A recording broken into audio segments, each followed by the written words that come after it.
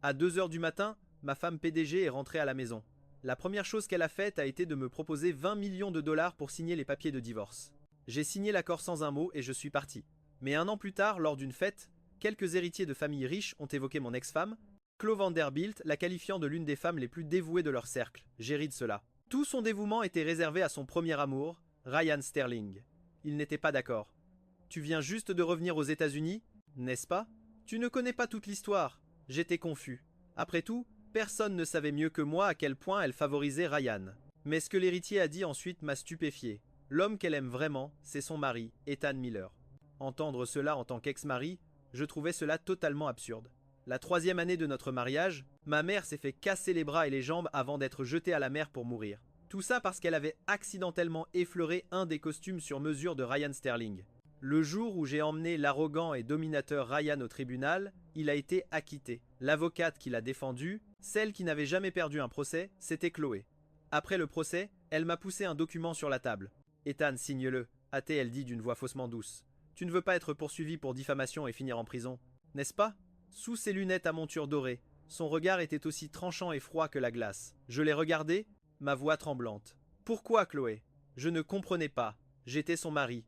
Elle m'avait aimé au point d'abandonner son héritage et de subir une assignation à résidence par la famille Vanderbilt juste pour m'épouser. Mais après ce qui est arrivé à ma mère, je l'avais supplié d'innombrables fois. Juste ce matin, pour la 99e fois, je me suis agenouillé à ses pieds, menaçant de divorcer, la suppliant d'abandonner l'affaire. Et quelle a été sa réponse? Ethan, arrête de faire une scène, a dit Chloé en tournant la bague à son doigt avec agacement. Ryan est différent. Il m'a poursuivi pendant 10 ans et il a sauvé ma vie. Je dois le protéger, même si cela signifie aller contre le mari que j'aime. Elle a alors levé une tablette, me montrant un direct. Tu as 2 minutes pour y réfléchir. Ethan, même si tu ne le fais pas pour toi, pense à ta mère. Signe ça et je te rendrai ses cendres. L'écran montrait un bateau sur l'océan où plusieurs gardes du corps tenaient une urne en bois au-dessus du bord. Une glissade et elle serait perdue. La panique m'a saisi. Que veux-tu que je fasse? Elle n'a même pas bronché. Ne perds pas de temps. Peux-tu vraiment supporter l'idée que les cendres de ta mère soient perdues en mer pour toujours? Je l'ai fixée. Chloé, comment as-tu pu? Mais elle m'a coupé la parole, sa voix d'un calme glacial. Ethan, il te reste 30 secondes. Une douleur aiguë a transpercé mon cœur. Quelle ironie. C'était la même femme qui m'avait autrefois aimé plus que la vie elle-même. Il y a 8 ans, elle est tombée amoureuse de moi au premier regard au domaine Vanderbilt. J'étais l'assistant personnel du vieux monsieur Vanderbilt. Nos statuts sociaux étaient aux antipodes. Pourtant, elle a avoué ses sentiments pour moi 100 fois. Si je posais ne serait-ce qu'un regard sur une fleur particulière, elle faisait replanter tout le jardin en une nuit. Quand je me suis foulé la cheville, elle a réservé tout un étage de l'hôpital, rien que pour moi. C'est aussi à ce moment-là que j'ai appris l'existence de son autre prétendant, un héritier riche qu'elle connaissait depuis l'enfance et qui la poursuivait depuis des années, complètement épris. Mais elle n'avait Dieu que pour moi. Ethan, je t'aime seulement, m'avait-elle dit. Et alors si Ryan et moi venons du même monde? Je ne peux pas le supporter. Héritière riche, qu'elle connaissait depuis l'enfance et qui la poursuivait depuis des années, complètement éprise. Mais elle n'avait Dieu que pour moi. Ethan, je t'aime seulement, avait-elle dit. Alors quoi si Ryan et moi venons du même monde? Je ne peux pas le supporter, pour la forcer à me quitter. Les Vanderbilt non seulement lui ont retiré ses parts, mais ont aussi utilisé leur influence pour l'exiler sur une île privée. Pendant 20 jours, Chloé a fait une grève de la faim jusqu'à ce qu'il cède enfin. Et ce faisant, elle a complètement conquis mon cœur. Nous nous sommes mariés peu après, et elle m'aimait aussi passionnément qu'elle l'avait promis. Tout a changé il y a 6 mois lorsque Ryan Sterling, qui était parti depuis des années, est soudainement revenu. Cette fois, son attitude envers son ami d'enfance était complètement différente. Elle a annulé une conférence internationale pour aller le chercher à l'aéroport elle-même et n'est pas rentrée chez nous pendant 3 jours pendant qu'elle organisait une somptueuse fête de bienvenue pour lui. Voyant ma confusion, elle m'a finalement dit la vérité. Il y a 1 an à Londres, j'ai eu un accident de voiture. Ryan est resté dans le coma pendant 1 an parce qu'il m'a sauvé. Ethan, je ne t'aime que toi, mais il vient de se réveiller. Je dois rembourser cette dette. Donne-moi juste 1 an, s'il te plaît. Au début, je l'ai cru. Mais la nuit de sa fête, une maladie chronique dont je souffre s'est aggravée, et j'ai été transporté en urgence à l'hôpital. Je n'arrivais pas à joindre Chloé. Désespérée, ma mère est allée sur le yacht où la fête avait lieu pour la trouver, mais elle n'est jamais revenue. Tout le monde insistait sur le fait que c'était un accident, que ma mère avait glissé et était tombée. Chloé les croyait. Mais après que j'ai été sorti du service des urgences cette nuit-là, j'ai reçu un appel. J'entendais le chaos à l'autre bout du fil, les cris en colère de Ryan et les hurlements de douleur de ma mère. Elle n'est pas tombée. C'est lui qui l'a tuée. Pendant 6 mois, j'ai été consumé par le chagrin, la culpabilité et le désespoir, jusqu'à ce que je reçoive enfin une piste d'un des serveurs. J'ai supplié Chloé de m'aider d'innombrables fois, mais une fois au tribunal, elle s'est dressée contre moi sans la moindre hésitation.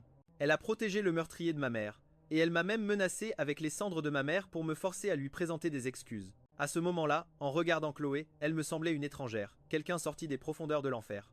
J'ai abandonné. Mon espoir s'était envolé. D'une main tremblante, j'ai signé ma rétractation. Es-tu satisfait? Ai-je murmuré. Maintenant, dis-leur de revenir. Mais juste au moment où j'ai parlé, un cri est venu de derrière nous. Chloé, aide-moi, j'ai une douleur terrible à la tête. Paniquée, Chloé a laissé tomber la tablette et s'est précipitée au chevet de Ryan. Sur le direct, le compte à rebours était terminé. Sans ordre de Chloé pour arrêter, les gardes du corps ont ouvert l'urne. Non, ai-je crié en me jetant sur la tablette. J'ai signé.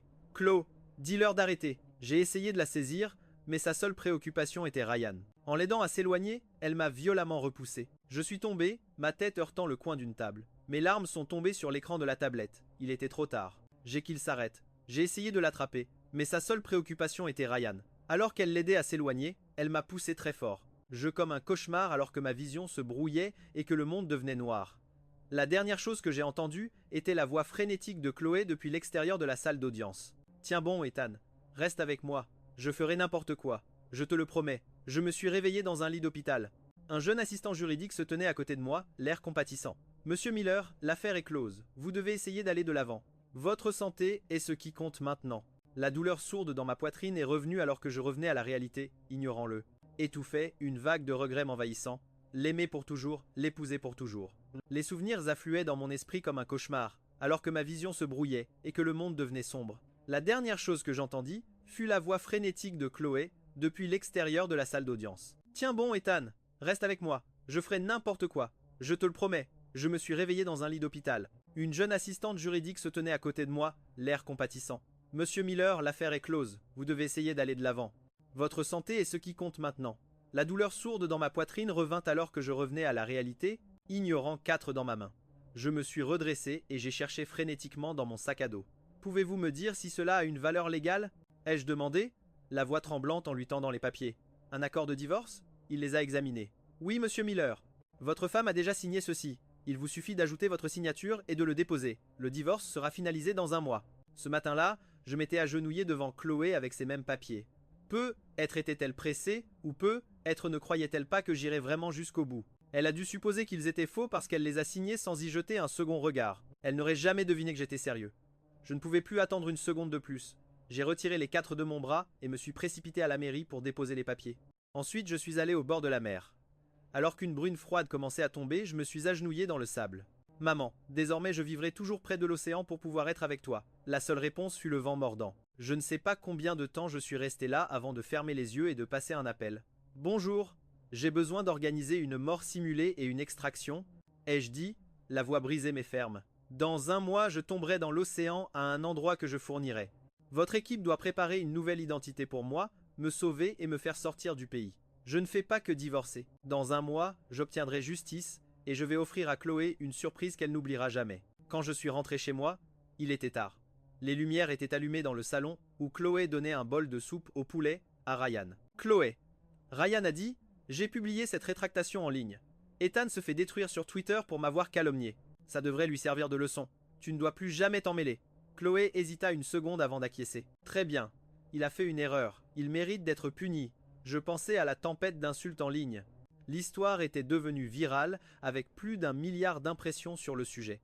Les gens disaient que ma mère avait eu ce qu'elle méritait, qu'un valet sans valeur comme moi n'était pas digne de nettoyer la saleté sous les ongles d'un homme riche. Une douleur aiguë traversa ma poitrine. Je suis entré dans le salon, le visage impassible. En voyant combien j'étais pâle, Chloé s'arrêta. Où étais-tu? Que s'est-il passé à ton front? Je l'ignorais. Ryan, cependant, changea habilement de sujet. Oh, tu es de retour, Ethan. Parfait timing. Je t'ai apporté des cadeaux. Viens voir. Chloé s'éclaircit la gorge, une lueur d'hésitation dans les yeux. Ryan a été dans le coma longtemps, et il se remet encore, donc il va rester avec nous un moment. J'ai besoin que tu sois attentif.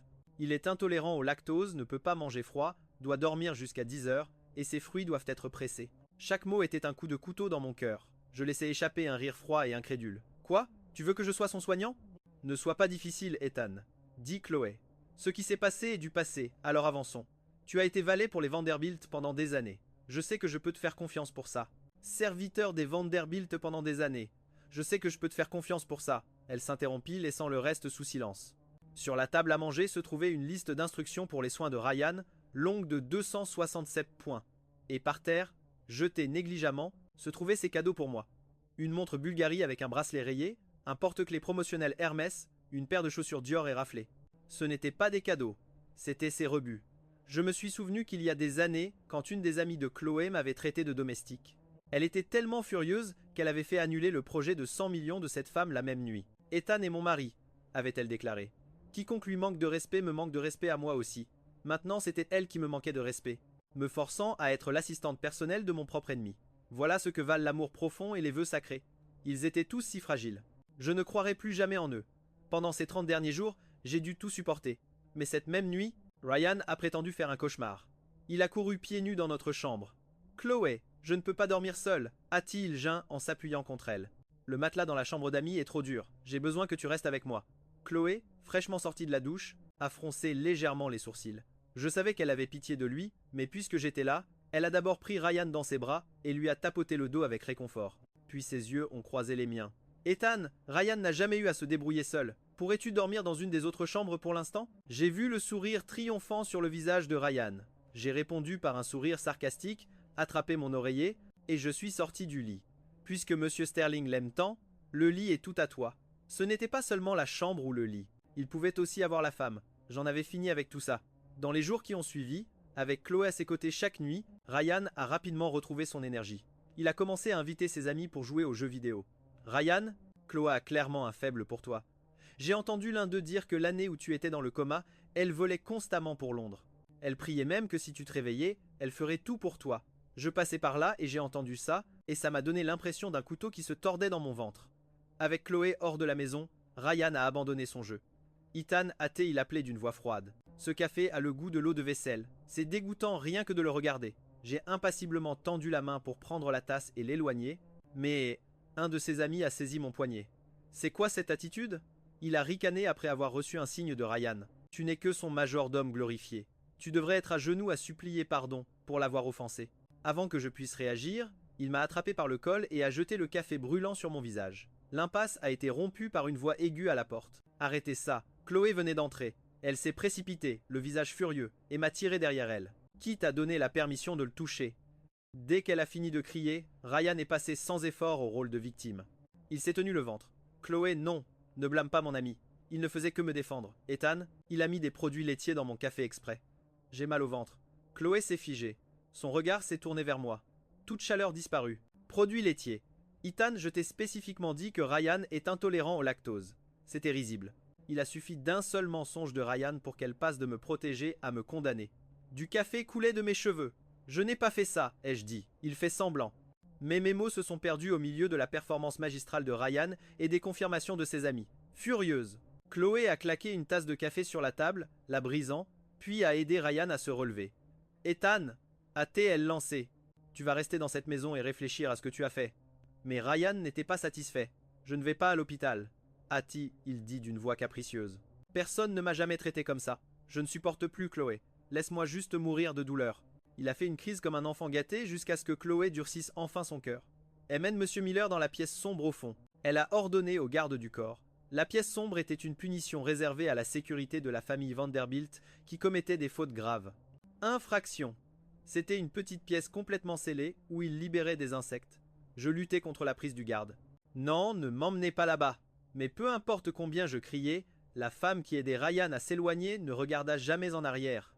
Pendant 24 heures, je me recroquevillais dans un coin de cette pièce sombre, endurant les morsures brûlantes sur ma peau. La sensation d'innombrables insectes rampant sur moi me rendait presque fou. Mais peu importe combien je souffrais, les gardes que Chloé avait postés devant la porte ignoraient mes cris. Juste avant de perdre connaissance, je pouvais sentir les vastes plaques rouges couvrant mon corps, tellement engourdis que je ne ressentais plus la douleur. Une seule larme s'échappa et traça un chemin le long de ma tempe. Je fermai les yeux et laissai le désespoir éteindre les dernières braises de mon amour pour elle. Ethan, ne dors pas. S'il te plaît, réveille-toi. La voix familière me ramena à la conscience. J'ouvris brusquement les yeux vers le lustre en cristal de la chambre d'invité. Chloé était assise près de mon lit, et elle poussa un soupir de soulagement en voyant que j'étais réveillé. Je sais que tu es en colère. Ethan, dit-elle, sa voix s'adoucissant, mais ce que tu as fait était mal. Tu n'aurais jamais dû essayer de blesser Ryan. En me réveillant face à ces accusations, je ne pus que lâcher un rire froid. Tu la crois juste comme ça? Chloé fronça les sourcils, sa patience s'amenuisant. Ça suffit. J'ai déjà engagé un prêtre pour faire une cérémonie au bord de la mer pour les cendres de ta mère. Tu dois arrêter de causer des problèmes. L'état de Ryan est le vrai problème en ce moment. Il a toujours été sensible, et tu l'as tellement effrayé que les médecins ne trouvent pas ce qui ne va pas, et il ne peut pas dormir. Le spirit que j'ai engagé a dit que le seul remède est que la personne qui lui a fait du mal fabrique à la main un bracelet protecteur avec des branches épineuses. J'étais stupéfait. Elle attendait que je me réveille non pas par souci pour moi, mais pour Ryan. Ma voix était un murmure rauque et tremblant. Chloé, tu ne vois pas dans quel état je suis? Je levai mon bras couvert de plaques rouges et de profondes griffures horribles. Il n'y avait pas un seul centimètre de peau intacte. Chloé resta silencieuse un instant avant que son expression ne se durcisse. Ryan n'a pas dormi depuis plus d'une journée. Le bracelet doit être fini ce soir. Et si je dis non? Mes yeux brûlaient, mais ils étaient secs. Tu vas me remettre dans cette pièce? Laisse les insectes m'achever cette fois. Elle ne pouvait pas soutenir mon regard. Elle ferma les yeux. Ethan, endure encore un peu. Une fois que Ryan sera complètement rétabli, une fois que j'aurai remboursé ma dette envers lui pour m'avoir sauvé la vie, les choses redeviendront comme avant. C'était censé être une promesse. Elle posa plusieurs branches épaisses et épineuses sur la table de nuit, sa voix redevenue froide et distante. Souviens-toi, si tu ne le fais pas, les gardes le feront pour toi. Ils disent que le bracelet ne fonctionne que s'il est taché du sang de la personne qui l'a fabriqué. La porte claqua, et les gardes se placèrent de chaque côté de mon lit. Ne perds pas de temps, dit l'un d'eux. La maîtresse a dit, tu dois arracher chaque épine à main nue puis poncer chaque perle toi-même. Cette nuit-là, les gardes me tirèrent du lit et me forcèrent à travailler sans un instant de repos. Mes doigts étaient un désastre de blessures par perforation et de fissures saignantes à cause du papier de verre. Chaque mouvement était une agonie. À l'aube, j'entendis le rire satisfait de Ryan depuis l'autre pièce. Chloé, ce bracelet est incroyable. Ma tête cessa de tourner au moment où je le mis. C'est merveilleux, répondit doucement Chloé. Maintenant dors un peu, je vais rester avec toi. Je me recroquevillai dans le moment où je l'ai mis. C'est merveilleux, répondit doucement Chloé. Maintenant dors un peu, je reste avec toi. Je me suis recroquevillé dans un coin, serrant mes mains mutilées, regardant mon sang couler sur le sol. La douleur dans mes yeux était si intense que j'ai failli rire.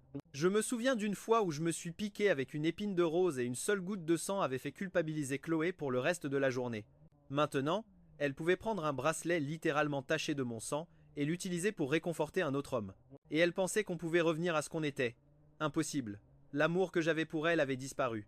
Le lendemain, Ryan était de si bonne humeur qu'il a emmené Chloé passer la journée dehors. Je n'ai su où ils étaient allés que parce qu'il l'a posté sur son Instagram. C'était une photo d'eux à Santorin, sa main dans la sienne contre les murs blancs emblématiques. La légende disait « 10 ans à t'aimer, et mon rêve est enfin devenu réalité ». Je fixais la photo, ne ressentant qu'un vide creux, comme si le vent soufflait à travers moi. Vide, comme si le vent soufflait en moi. Étonnamment, il n'y avait aucune douleur. J'ai tranquillement glissé le la-bague de mariage de mon doigt. Puis, je suis allé au jardin et j'ai arraché toutes les plantes qu'elle avait plantées pour moi, les coupant en morceaux et les jetant à la poubelle. Ensuite, j'ai ouvert mon ordinateur portable et me suis connecté au compte Twitter qui était bombardé de haine. J'ai programmé un post pour un mois à partir d'aujourd'hui. Au moment où vous lirez ceci, je serai probablement parti, ai-je commencé. J'ai passé beaucoup de temps à écrire ma lettre de suicide. Juste au moment où j'ai tapé le point final, j'ai entendu une voiture arriver dans l'allée.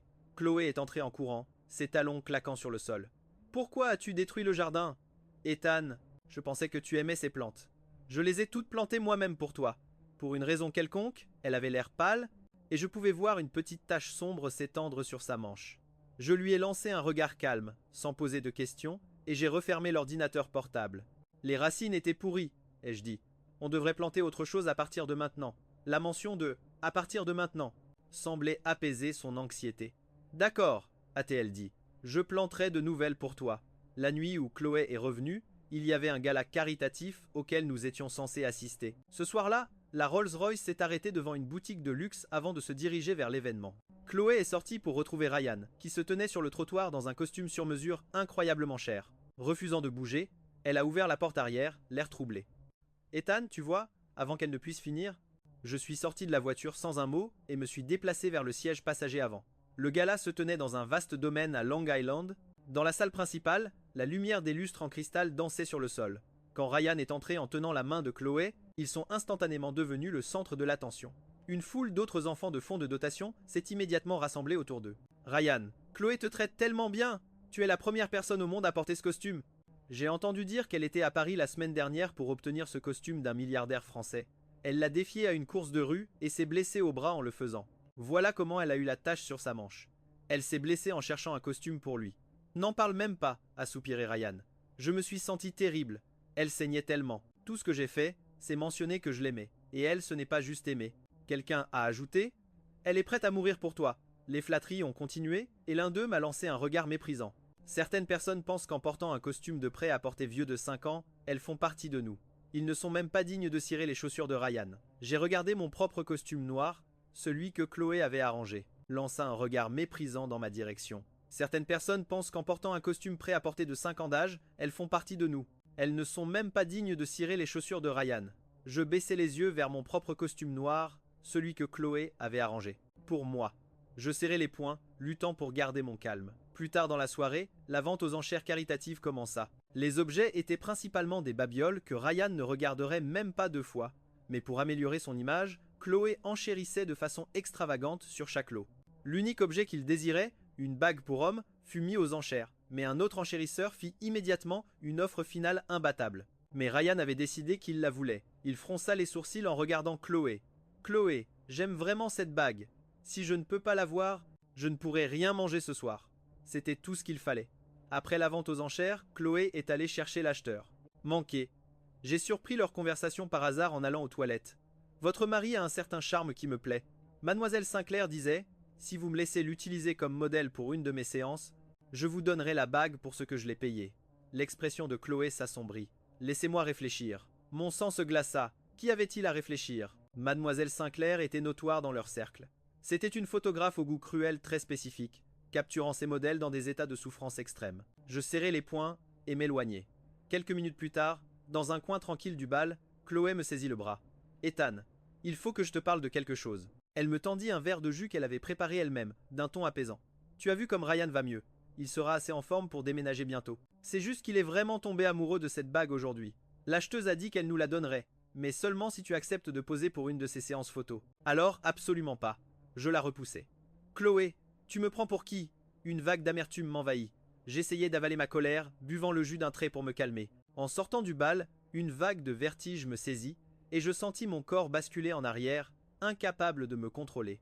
Le jus avait été drogué. Alors que ma conscience s'évanouissait, je sentis les gardes du corps de Chloé me rattraper. J'entendis sa voix chuchoter, chargée d'une culpabilité qu'elle tentait de réprimer. « Je suis désolé, Ethan. C'est la dernière fois, je te le promets. » Un projecteur s'alluma, m'aveuglant. Je clignai des yeux, m'adaptant pour voir que j'étais dans une pièce plongée dans le noir, complètement nue. Plusieurs grands hommes se tenaient autour de moi. Un frisson me parcourut, mais j'étais trop faible pour bouger. « Monsieur Miller, soyez patient, » dit une voix féminine derrière une caméra, teintée d'un amusement cruel. « Nous avons juste besoin de quelques clichés de vous l'air blessé et brisé. C'est tout. » Je l'entendis rire doucement. « Très bien, vous pouvez commencer. » Les hommes commencèrent à me frapper, leurs poings et pieds frappant lourdement. Puis l'un d'eux sortit un petit couteau et commença à trancher ma peau encore et encore. Le sang monta instantanément. « Vous êtes fou !» Je hurlai à travers la douleur. « J'appellerai la police. C'est illégal. »« Oh, mademoiselle Sinclair ricana. Et qui allez-vous dénoncer? Moi ou votre femme? C'est mon domaine, Ethan. Vous faites juste un petit sacrifice pour l'art. D'ailleurs, j'ai promis à Chloé de ne rien faire de plus que prendre quelques photos. À moins, bien sûr, que vous ne le souhaitiez. J'étais complètement impuissant, comme un animal dans un abattoir. Je sentais mon propre sang chaud couler sur ma peau, tachant le tissu blanc en dessous. « Monsieur Miller, tenez bon, » dit une voix féminine derrière une caméra, teintée d'amusement cruel. « Nous avons juste besoin de quelques plans de vous ayant l'air blessé et brisé. C'est tout. » Je l'entendis rire doucement. « Très bien, vous pouvez commencer. » Les hommes commencèrent à me frapper, leurs poings et pieds portant des coups lourds. Puis l'un d'eux sortit un petit couteau et commença à trancher ma peau encore et encore. Le sang monta instantanément. « Vous êtes fou !» hurlai-je à travers la douleur. « J'appelle la police. » C'est illégal. « Oh, Miss Sinclair ricana. Et qui allez-vous dénoncer? Moi ou votre femme? C'est ma propriété. »« Ethan, vous faites juste un petit sacrifice pour l'art. D'ailleurs, j'ai promis à Chloé de ne rien faire de plus que prendre quelques photos. À moins, bien sûr, que vous ne vouliez que je le fasse. » J'étais complètement impuissant comme un animal à l'abattoir. Je sentais mon propre sang chaud couler sur ma peau, tachant le tissu blanc sous moi. Puis j'ai senti la pointe aiguë d'un stiletto appuyé sur mon front, tandis que le flash de l'appareil photo se déclenchait encore et encore. Je me suis recroquevillé en boule, submergé par la douleur et l'humiliation. Je ne sais pas combien de temps s'est écoulé avant que l'appareil ne cesse enfin de flasher. Je ne me souviens même pas de m'être habillé, seulement que le sang de mes blessures avait traversé ma chemise blanche et que chaque pas que je faisais pesait lourd de honte. Monsieur Miller appela mademoiselle Sinclair derrière moi, sa voix dégoulinant d'amusement. J'ai photographié des milliers d'hommes, mais vous êtes le tout premier servi par sa propre femme. Mes jointures étaient blanches sur la poignée de la porte. Je savais que je ne pouvais pas la combattre maintenant. Elle n'est plus ma femme, dis-je, la voix plate et définitive. La porte se referma derrière moi. Je me mis à trembler sans contrôle, enroulant mes bras autour de moi, comme pour repousser un froid profond intérieur. La fête en bas touchait à sa fin. Tandis que je marchais hébété dans le hall principal, un fort boom résonna dehors. La seconde suivante, le ciel au-dessus du domaine explosa en feux d'artifice, les étincelles scintillantes formant un message. Joyeux anniversaire, Ryan. C'était une surprise de Chloé. Il était juste après minuit, le début de l'anniversaire de Ryan. Dans le jardin proche, Chloé se tenait avec Ryan, les yeux pleins d'adoration. Joyeux anniversaire, Ryan, dit-elle doucement. Le costume, la bague, tout ce que tu veux, je trouverai un moyen de te l'offrir. Elle ouvrit une petite boîte, révélant la bague qu'elle venait d'acheter avec mon corps et ma dignité. La foule autour d'eux commença à scander « Embrasse-la, embrasse-la ». Avant que Chloé ne puisse réagir, Ryan se pencha et l'embrassa. Une vague de dégoût m'envahit. Je me courbai en avant et vomis, me tordant jusqu'à ce que des larmes coulent sur mon visage, jusqu'à ce que je ne ressente que du pur, inaltéré dégoût. Quand je me relevai, une pluie légère avait commencé à tomber. Au loin, Chloé menait Ryan par la main vers la voiture. Un instant plus tard, les phares de la Rolls-Royce perçaient la pluie alors qu'elle s'éloignait du domaine. 2 messages apparurent sur mon téléphone. Le premier, Ethan, un imprévu est survenu. Je ramène Ryan à la maison mais j'ai envoyé une voiture pour toi. Le second, je sais que tu souffres. Tiens bon ce dernier mois, je me rattraperai. Je supprimai calmement les 2 messages et sans attendre la voiture, commençai à boiter seul sous la pluie. Il était tôt le matin quand je suis enfin rentré chez moi. Un gâteau d'anniversaire avec ses bougies soufflées trônait sur la table du salon. Chloé était sur le canapé avec Ryan, le regardant ouvrir ses cadeaux. Quand elle me vit trempé jusqu'aux os, ma chemise tachée de sang, elle se figea. « Ethan, je t'ai envoyé une voiture, non ?» Elle était trop coupable pour parler de mes blessures. À la place, elle se leva rapidement et attrapa une serviette, voulant sécher mes cheveux. Je la regardais, l'expression glaciale, et sans hésiter, je lui donnai une gifle. Mais juste au moment où ma main entra en contact, Ryan se jeta devant elle. Le claquement sec résonna dans la pièce quand ma paume frappa sa joue. « Ah !» cria-t-il, se tenant le visage où une empreinte rouge commençait déjà à apparaître. « Ryan, ça va ?» Chloé se précipita à ses côtés, les doigts tremblants en touchant sa joue enflée. La vue de la marque rouge la mit en colère. Elle attrapa la serviette et me la lança dessus. « Ethan, as-tu perdu la tête ?» La serviette mouillée claqua contre mon front, juste sur le bleu d'avant, et la douleur faillit me faire tomber. « Chloé, je me suis tellement trompé sur toi, murmurai-je.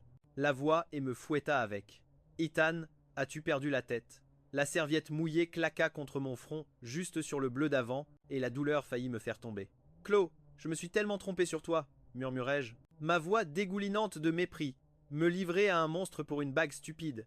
Tu es dégoûtante. Pendant un instant, Chloé sembla stupéfaite, une lueur de remords dans les yeux. Mais ensuite Ryan se plaça devant elle, les bras écartés. « Chloé, ne dis pas ça, Ethan. Si tu es en colère, défoule-toi sur moi. » Quelle mise en scène. Son moment de pitié disparut. Elle prit la main de Ryan avec compassion. « Ce n'est pas grave, je m'occupe de ça. » Ses yeux froids croisèrent les miens. « Ces photos humiliantes de toi seront probablement mises aux enchères dans 6 mois. Quand ce sera le cas, je les rachèterai, peu importe si ça coûte $1 milliard. Mais, Ethan, tu n'avais pas le droit de frapper Ryan. Dans 6 mois, je serai déjà loin. » Je fis un haussement d'épaule dédaigneux. En montant à l'étage, la voix de Chloé, tranchante comme un fouet, me stoppa. « Si tu ne veux pas être arrêté pour agression ce soir, tu iras dehors et tu t'agenouilleras dans la cour. » Maintenant, vers minuit, la pluie se mit à tomber plus fort. Un médecin privé arriva à la maison. Sous le regard vigilant des gardes du corps, je restai agenouillé, immobile sous la pluie battante. 2 heures plus tard, je vis 2 silhouettes apparaître sur le balcon de la chambre principale, me regardant d'en haut. « Chloé, le pauvre Ethan a l'air si pathétique, » dit Ryan, sa voix dégoulinant de fausse pitié. « Puisque mon visage est enflé, je vais devoir reporter ma fête d'anniversaire de quelques jours. Pourquoi ne pas l'inviter? Il n'a probablement pas encore vu le yacht que tu m'as acheté. » Le visage de Chloé était dans l'ombre. « Très bien, tu peux t'en charger. Ryan, je suis désolé, j'aurais dû te protéger. » Leur conversation sucrée et écœurante fut la goutte d'eau. La Chloé qui se souciait de moi est vraiment morte. Je serrai les poings. Le yacht est parfait. Ce sera l'endroit de mon dernier acte. S'agenouiller toute la nuit sous la pluie avait rendu mes genoux tout bleus. Quelques jours plus tard, mon corps me faisait toujours mal à cause des blessures, mais je boitais jusqu'à la mairie pour récupérer le certificat de divorce finalisé. En rentrant, une voiture m'attendait. Monsieur, dit le garde du corps, c'est l'heure de la fête d'anniversaire de Monsieur Sterling. Madame Vanderbilt a demandé votre présence. Je posai un des certificats de divorce sur la table de nuit de la chambre principale, puis je mis la bague de mariage que je n'avais pas portée depuis longtemps et laissai le garde du corps m'accompagner à la fête.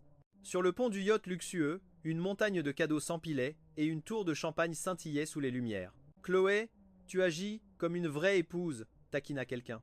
Chaque fois que la bouteille atterrissait sur Ryan, tu ne le laisses même pas boire. Un groupe de leurs amis riches jouait à la bouteille à une longue table. Juste à mon arrivée, la bouteille tourna et, bien sûr, tomba sur moi. Quelqu'un ricana. Eh bien, quelle coïncidence. La bouteille désigne, tu subis la punition. Je sentais la malveillance dans l'air. Je ne joue pas, dis-je, en reculant. Mais avant que je ne fasse 2 pas, le jeune homme qui avait parlé se leva et me gifla violemment au visage. Le groupe éclata de rire. Il l'a bien mérité. C'est pour avoir frappé Ryan. Ryan souriait innocemment. Ne le prends pas personnellement, Ethan. Ce n'est qu'un jeu. Et Chloé, assise à côté de lui, regardait tout cela avec une froide indifférence. Elle tendit la main, fit tourner la bouteille à nouveau et dit un mot. Continue. À ce moment-là, je compris pourquoi elle m'avait amené ici. S'agenouiller sous la pluie ne suffisait pas à expier la gifle donnée à Ryan. Elle voulait que je le rembourse 10 fois devant tout le monde. Et ainsi, encore et encore, la bouteille tourna et tomba sur moi 10 fois, après la dernière gifle cinglante devant tout le monde. Et encore, la bouteille tourna et tomba sur moi 10 fois, après la dernière gifle brûlante. Le garde du corps m'a lâché. Mes oreilles bourdonnaient. J'ai lentement levé la main vers mon visage, sentant la peau enflée et douloureuse. Chloé, dit Ryan, tu as promis que tu me ferais un gâteau toi-même ce soir. Chloé esquissa un petit sourire et se leva. Attends ici. Je vais à la cuisine. Avant de partir, elle me lança un long regard dur, mais ne dit rien. Dès qu'elle fut partie, Ryan laissa tomber sa façade douce. Alors Ethan, ça fait quoi d'être remis à ta place? J'ignorais sa provocation, lui lançai un sourire méprisant et m'éloignai. Je savais qu'il me suivrait, incapable de résister à l'envie de se vanter. Et bien sûr, quand j'atteignis le pont supérieur, j'entendis ses pas derrière moi. Ryan, tu crois vraiment que tu as gagné? Dis-je, m'arrêtant près de la rambarde avec un sourire. Tu savais, Chloé m'a dit qu'aussitôt que tu iras mieux et que sa dette sera remboursée, elle va te mettre à la porte. Ferme-la, grogna-t-il, clairement pas habitué à être défié. Un serviteur pathétique comme toi ne mérite même pas d'être mon rival. Il s'avança vers moi. Je me retournai soudainement et attrapai les revers de son costume cher. C'était comme ça avec ma mère? Elle effleurait juste ton costume. Et toi? Le reste de mes mots se perdit dans un sanglot étouffé. Ma douleur ne faisait que nourrir sa cruauté. C'est ça, ricana-t-il. Elle a touché mon costume et n'a pas voulu s'agenouiller pour s'excuser. Et comme c'était ta mère, j'ai décidé qu'il fallait lui donner une leçon. Tu aurais dû la voir, les 2 bras cassés et la bouche bâillonnée pour qu'elle ne puisse pas crier. Son sang attachait ce même pont avant de couler dans l'océan. J'allais aussi lui casser une jambe, mais elle s'est tellement débattue qu'elle est tombée par-dessus bord. Ça m'a évité la peine de l'achever. Sa confession arrogante embrasait mes yeux. Espèce de salaud, grognai-je. Ryan se contenta de rire. Et alors? Chloé me croit. Elle m'a même défendu au tribunal. Ma prise sur son col se resserra. Mais n'oublie pas que je suis son mari. Elle ne divorcerait jamais. Tant que je vivrai, je serai toujours son mari. Mes mots furent l'étincelle qui alluma sa colère. En un instant, ses mains entourèrent ma gorge, serrant de plus en plus fort. Mon visage devint rouge et j'étouffai. Lâche-moi, tu vas me tuer. Je te dis, tant que je vivrai, tu ne... Avant que je ne finisse, il me projeta contre la rambarde avec une telle force que mon dos s'engourdit. Ma bague de mariage glissa de mon doigt. En luttant, je perdis l'équilibre. Mon corps bascula par-dessus la rambarde et je plongeai de 3 étages dans l'eau sombre en dessous. Les bruits de la fête sur le pont inférieur étouffèrent le bruit de mon plongeon. Alors que l'eau glacée remplissait mes poumons, je ressentis une étrange sensation de chaleur. C'était là où ma mère avait été. Je ne pleurerai pas. Je n'aurais pas peur. En fermant les yeux, une petite lumière rouge clignota sur le 2e bouton de ma veste de costume où j'avais caché une caméra. La vérité, maintenant immergée dans l'eau sombre, serait bientôt portée à la lumière. Ryan regarda l'eau sombre. Une fois sûr que je ne remonterais pas, il se détourna, un sourire cruel tordant ses lèvres. Adieu, Ethan. Tu as eu ce que tu méritais. De retour sur le pont principal, Chloé revint avec un petit gâteau, allumant les bougies alors que Ryan s'approchait. Goûte. C'est sans produits laitiers. Les framboises ont été importées de France ce matin, et c'est peu sucré, comme tu voulais. Ryan sourit, souffla les bougies et la regarda avec impatience. Donne-moi à manger. Et prenez une chambre, vous deux. Quelqu'un de la table appela. Une autre personne plaisanta.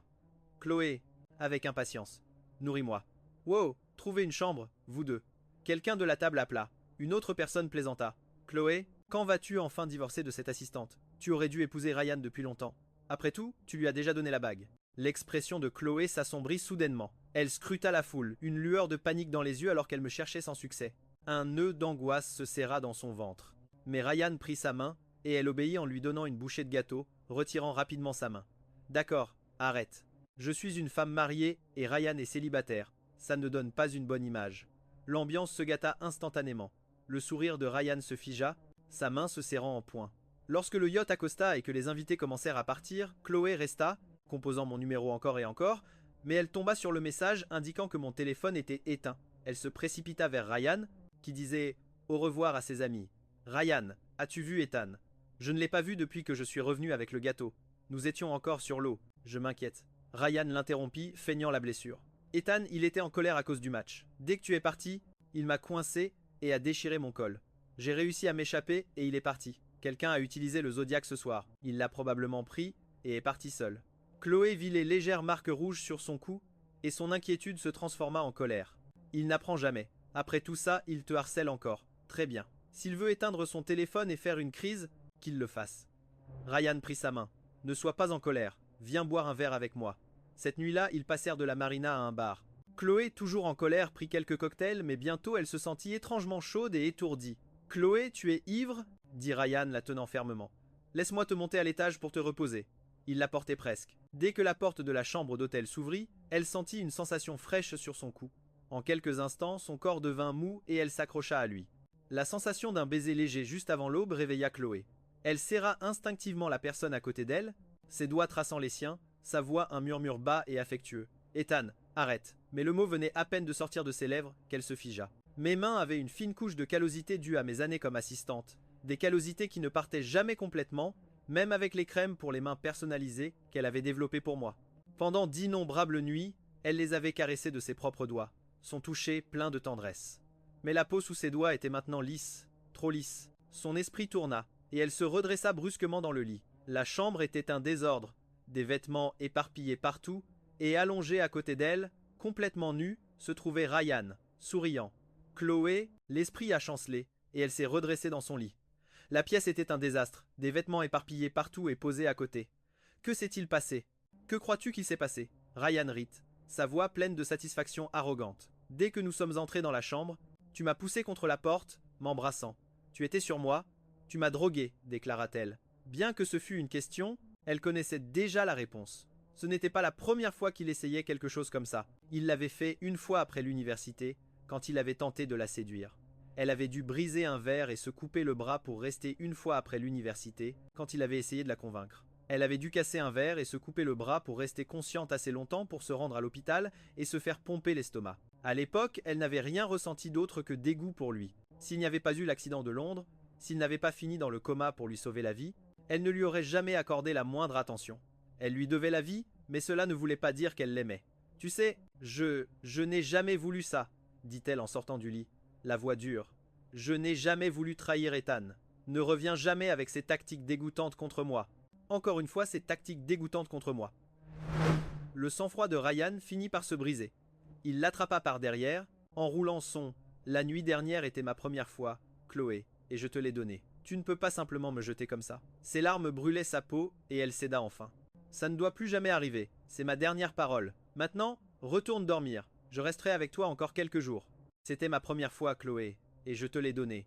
Tu ne peux pas me jeter. » Ses larmes lui brûlèrent la peau et elle envoya le message, puis appela son assistante pour réserver les vols et ce tableau de paysage à la prochaine vente aux enchères de Sabi. Elle ajouta « Assure-toi qu'on l'ait, peu importe le prix. Ethan adore ces tableaux. Je dois réparer les choses, mais pendant les 3 prochains jours, je ne l'ai jamais appelé. » Chloé passa le temps distraitement avec Ryan, jouant à des jeux vidéo, louant des parcours de golf entiers pour son amusement. Je sais que j'ai été un monstre ces derniers temps, mais tu es le seul que j'ai jamais aimé. Dans 3 jours, allons en Finlande pour avant que Ryan, stupéfait, ne puisse réagir. Chloé se leva et sortit. Elle rentra chez elle en vitesse, avec le tableau et 2 billets d'avion sur le siège passager à côté d'elle. Elle répéta son excuse, prête à tout faire, même à se mettre à genoux et supplier. La voiture arriva devant la maison. Les lumières étaient allumées, mais je n'étais nulle part. Chloé monta en courant, vérifiant d'abord la chambre d'amis, puis la chambre principale. Lorsqu'elle ouvrit la porte, l'air était chargé du parfum des huiles essentielles de Ryan, écrasant complètement l'odeur de citron vert que je préférais. Elle alluma la lumière, et en se retournant, un éclat rouge sur la table de nuit attira son regard. Son souffle se coupa. Elle se précipita, la boîte cadeau lui échappant des mains et tombant par terre. C'était un certificat de divorce. Impossible, étouffa-t-elle en cherchant son téléphone pour appeler son assistante. Ce n'est pas légalement valable. La signature doit être un faux. Je n'ai jamais signé. Elle s'arrêta en plein milieu de sa phrase. Le souvenir la frappa comme un coup physique. Le matin du procès, moi à genoux devant elle, tenant les papiers. Si tu défends cet homme aujourd'hui, je signe ces papiers et on divorce. Elle était pressée. Je l'avais menacée tellement de fois avant. Elle n'avait même pas regardé les papiers. Elle a juste griffonné son nom et me les a jetés. C'est ce que tu veux? Très bien. Maintenant arrête de faire du cinéma, Ethan. C'était vrai. Je le pensais vraiment. Chloé ferma les yeux, une douleur aiguë pulsant dans ses tempes. J'avais laissé le certificat et disparu. Trouve-le, hurla-t-elle dans le téléphone. Vérifie chaque vol, chaque train, chaque liste de bus. Je veux, me mets à genoux et supplie. La voiture arriva devant la maison. Les lumières étaient allumées, mais je n'étais nulle part. Chloé courut à l'étage, vérifiant d'abord la chambre d'amis, puis la chambre principale. Lorsqu'elle ouvrit la porte, l'air était chargé de l'odeur des huiles essentielles de Ryan, complètement écrasante par rapport à l'odeur de citron vert que je préférais. Elle alluma la lumière, et en se retournant, un éclat de rouge sur la table de nuit attira son regard. Son souffle se coupa, elle se précipita, la boîte cadeau tombant de sa main et heurtant le sol. C'était un certificat de divorce. Impossible, étouffa-t-elle, cherchant son téléphone pour appeler son assistante. Ce n'est pas légalement valable. La signature doit être un faux. Je n'ai jamais signé. Elle s'arrêta en plein milieu de sa phrase. Le souvenir la frappa comme un coup physique. Le matin du procès, moi à genoux devant elle, tenant les papiers. Si tu continues à le défendre aujourd'hui, je signe ça et on divorce. Elle était pressée. Je l'avais menacée tellement de fois avant. Elle n'avait même pas regardé les papiers. Juste griffonné son nom et me les a jetés. C'est ce que tu veux? Très bien. Maintenant arrête de faire une scène, Ethan. C'était sérieux. Je le pensais vraiment. Chloé ferma les yeux, une douleur aiguë pulsant dans ses tempes. J'avais laissé le certificat et disparu. Trouve-le, cria-t-elle dans le téléphone. Vérifie chaque vol, chaque train, chaque liste de bus. Je veux savoir quand il est parti et où il est allé. Trouve chaque trace de lui. Chloé n'a pas dormi cette nuit-là. Son visage habituellement parfait était tiré et pâle. Le lendemain matin, elle entendit la porte d'entrée s'ouvrir et se précipita en bas. Ethan, c'est toi? Mais c'était la voix de Ryan qui répondit. C'est moi, Chloé. Je t'ai préparé de la bouillie d'avoine. Sors, dit Chloé, sa voix glaciale, le dos tourné vers lui, et enlève toutes tes affaires de ma chambre. Ne laisse rien derrière toi. Et ne reviens jamais. Pourquoi? Demanda Ryan, agité. J'ai entendu dire qu'il t'avait divorcé. Il est parti, Chloé. Pourquoi tu? Tais-toi, répliqua-t-elle en se frottant les tempes. Sors juste de ma vie. Pendant la semaine suivante, Chloé utilisa tous ses contacts, sans compter les dépenses pour me retrouver, mais en vain. C'était comme si j'avais disparu dans la nature. Puis, au 10e jour de ma disparition, une tempête massive frappa New York. À 10 heures du matin, un post programmé fut publié sur un forum en ligne populaire. Il frappa Internet avec la force d'un ouragan. À ce moment-là, Chloé se tenait devant son miroir, tenant un petit rasoir de toilette. Un message de son assistant apparut.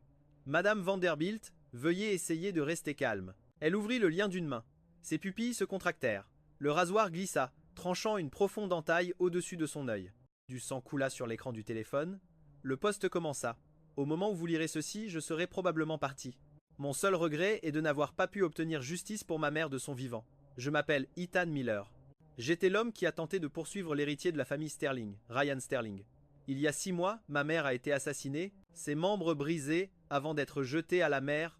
Tout cela parce qu'elle avait accidentellement effleuré son costume. Dans la note, j'ai détaillé toute ma lutte.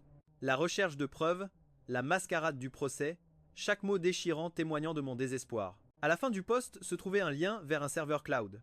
La caméra était cachée dans le bouton de ma veste. Si je parviens à l'activer, les images devraient être la pièce finale à conviction. Aidez-moi à obtenir la justice que ma mère méritait. Chloé, tu m'as aimé autrefois. Tu as risqué tout pour m'épouser, mais maintenant je suis mort. Combien de cela te souviendras-tu encore? À notre mariage, tu as dit « Ethan, tu es ma terre et je suis ton ciel ». Séparément, nous ne sommes que des éléments. Mais ensemble, nous formons un monde entier. Maintenant que je suis parti, Chloé, que restera-t-il de ton monde? Chloé ne pouvait plus tenir. Ses yeux étaient injectés de sang, les larmes se mêlant au sang de la coupure sur son front, brouillant sa vision. Elle s'effondra au sol, son doigt tremblant tapotant le lien. La vidéo tremblante commença à jouer. Le visage arrogant de Ryan remplit l'écran. Tu aurais dû la voir, les deux bras cassés et la bouche bâillonnée. Et Chloé me croit. Elle m'a même défendu au tribunal. La vidéo continua, montrant Ryan saisissant ma gorge et me poussant par-dessus la rambarde. Le flux de la caméra chuta vers le bas. Non, Ethan, non, cria Chloé au téléphone comme si je pouvais l'entendre. Mais la vidéo se termina par un éclaboussement puis seulement l'obscurité. Chloé s'effondra complètement. Elle se recroquevilla en boule sur le sol, un froid profond s'insinuant en elle, alors que le choc s'installait. Comment avait-elle pu faire ça? Comment avait-elle pu pousser son propre mari à la mort? Était-il vraiment parti? Soudain, un espoir désespéré la saisit. Il ne pouvait pas être mort. Ryan. Ryan était la clé de tout. Elle se releva en titubant, descendit précipitamment les escaliers, courut vers sa voiture et démarra en trombe vers l'hôpital. Ryan était là. Il avait simulé une tentative de suicide la veille, l'appelant et refusant tout traitement à moins qu'elle ne vienne. Elle l'avait ignoré alors. Maintenant, elle avait besoin de réponses. La pluie torrentielle frappait la voiture. Chaque goutte était un coup porté au nerf à vif de Chloé. Elle se gara à l'hôpital et courut, trempée, vers sa suite privée. Alors que ses doigts froids touchaient la poignée de la porte, elle entendit le bruit de quelque chose se brisant à l'intérieur. Espèce d'idiot inutile. Pourquoi est-ce que je vous paie? Ryan criait. Faites retirer ce poste. Supprimez tous les commentaires. Fermez tout le site si nécessaire. Monsieur Sterling, calmez-vous s'il vous plaît. Son avocat dit « Ça évolue trop vite pour contenir ça. Heureusement, la tempête et votre épisode d'hier nous donnent un peu de marge pour manipuler l'histoire. Mais si vous ne voulez pas que la police vous arrête aujourd'hui, vous devez me dire exactement ce qui s'est passé. » Ryan arracha avec impatience les bandages de son poignet. Suicide? C'était faux. Espèce d'idiot. La vérité, c'est qu'Ethan a touché mon costume. Alors je lui ai donné une leçon. Il est tombé par-dessus bord. Je ne l'ai pas poussé. Et Monsieur Miller, l'avocat, insista, fronçant les sourcils. Vous l'avez poussé dans l'océan. Il est mort, n'est-ce pas? Ryan ricana. Je l'ai regardé sombrer. Il n'est jamais remonté. Ce salaud. Je n'arrive pas à croire qu'il avait un plan de secours. À ce moment-là, la porte de la chambre fut défoncée. Chloé se tenait là, les yeux flamboyants d'un feu glacial. Ryan se figea. Chloé, ce n'est pas ce que tu crois. Ethan m'a piégé. La vidéo. La seconde d'après, Chloé se jeta sur lui, ses mains se refermant autour de sa gorge. Dis-le encore, Ryan. Où est-il? Qu'est-ce que tu lui as fait? Ryan s'étouffa, griffant ses mains. L'avocat et les gardes du corps se précipitèrent pour la repousser. Mademoiselle Vanderbilt, vous connaissez la loi. Vous devez le lâcher ou vous serez accusé. Ils réussirent enfin à la maîtriser. Ryan, le visage violacé, s'effondra dans une quinte de toux, des larmes coulant sur ses joues. Chloé, pour ce salaud Ethan, il n'a rien fait. Le visage de Chloé était d'un gris mortel. Ryan laissa échapper un rire désespéré et brisé. Très bien. Tu veux la vérité? Je vais te la donner. Il lutta pendant 1 minute après être tombé à l'eau. Puis une vague l'a emporté sous la surface et il a disparu. Il ne reste probablement plus rien de lui à retrouver. À cet instant, quelque chose en Chloé se brisa. Un goût cuivré emplit sa bouche et elle cracha un jet de sang avant de s'effondrer en arrière. En perdant connaissance, elle murmura, la voix pleine d'ironie amère. « Tu mérites ça? Chloé, tu as détruit l'homme que tu aimais pour un déchet. Je suis désolé, Ethan. Je viens te rejoindre. » 1 mois plus tard, dans une villa en banlieue de New York, une infirmière privée administrait une perfusion. Ma peau était pâle et les bleus causés par l'aiguille ressortaient nettement. Lorsque l'aiguille pénétra, mon doigt tressaillit.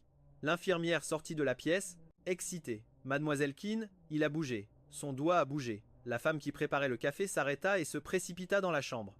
Je venais d'ouvrir les yeux. Ma vision était floue, comme si je regardais à travers un épais brouillard, mais je pouvais distinguer une silhouette fine s'approchant du lit. J'essayais de parler, ma voix rauque et sèche. « Qui êtes-vous? Où suis-je » Je ne me souvenais que de la confrontation avec Ryan. En allumant la caméra, je ne m'attendais pas à ce qu'il essaie vraiment de me tuer. Mon plan était de tomber et de faire croire qu'il m'avait poussé. Le manque d'oxygène, le froid glacial de l'eau. La dernière chose dont je me souviens, c'est penser que j'allais mourir. « Tu n'es pas morte, mais tu as frôlé la mort, » répondit la femme, sa voix calme et rassurante. « Monsieur Miller, comment vous sentez-vous? Avez-vous mal quelque part ?» Je clignais des yeux, essayant de me concentrer. « Je ne vois pas très bien. Vous ne me voyez pas du tout ?» Je secouai la tête. Elle resta silencieuse un instant puis laissa échapper un petit rire sec. « Eh bien, permettez-moi de me présenter. Je m'appelle Olivia Keane. Je suis la propriétaire de la société que vous avez engagée pour votre extraction, c'est pourquoi elle était ici. J'avais fait beaucoup de recherches pour trouver sa société. C'était un service discret et sur mesure pour les ultra-riches, capable de répondre à toute demande au bon prix. Cette nuit-là, mon équipe était cachée au niveau inférieur du yacht, expliqua-t-elle. Ils vous ont sorti de l'eau dès que vous êtes tombé, mais vous aviez déjà manqué d'oxygène avant la chute. Nous vous avons sauvé, mais vous êtes resté dans le coma depuis. Combien de temps suis-je resté inconscient? Presque 2 mois, dit Olivia. Nous ne pouvions pas risquer de vous déplacer hors du pays dans votre état, donc vous êtes toujours à New York. Parce que vous êtes censé être mort, j'ai dû vous amener ici, en banlieue. Mais ne vous inquiétez pas, c'est totalement sécurisé. Censé être mort, j'ai dû t'amener ici en banlieue.